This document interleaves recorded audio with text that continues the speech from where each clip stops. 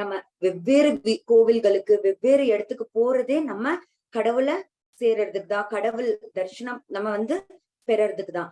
நீ மூச்சை காட்டுற கவனி, நீ கடவுளை கொண்டு போய் சேரலாம் அப்படின்னு சொல்லிட்டு ஈஸியா சொல்லியிருக்காங்க இல்லையா? அதுக்கு நம்ம என்ன பண்ணணும்? நம்ம தியானம் செஞ்சாலே போதும். அப்போ ஆட்டோமேட்டிக்கா நம்ம கடவுள் சேரலாம் மாஸ்டர்ஸ். இதுதான் அவர் சொல்லியிருக்காரு. காயப்புட்டு ஊப்பிரிலோ கனி உன்னதி அப்படின்னு சொல்லியிருக்காங்க. என்ன காயப்புட்டு ஊப்பிரிலோ கனி உன்னதினா, மூச்சு காற்றுல இதுக்கு முன்னாடி என்ன சொல்லியிருக்காங்க? கடவுள் இருக்கிறார். மூச்சு காற்றுல பெரிய புதையலே இருக்கு, பெரிய நிதி இருக்கு அப்படின்னு சொல்லியிருக்காங்க. சோ ஆதிசங்கராச்சாரியலும் சொல்றதும் மூச்சு காற்ற பத்தி தான். நம்ம பத்ரிஜி சார் சொல்றதும் மூச்சு காற்ற பத்தி தான். சோ நம்ம ஃபர்ஸ்ட் ஸ்லோகம் என்ன பார்த்தோம்? வீரபிரம்மேந்தர். இவங்க 3 பேரும் பாருங்க, மூச்சு காற்று எவ்வளவு உயர்ந்தது அப்படிங்கறத சொல்லியிருக்காங்க. ஆனா வெவ்வேறு விதமா சொல்லியிருக்காங்க. அதனாலதான் சொல்லுவாங்க, ஏக்கம் சத் விப்ர பகுதா வதந்தி.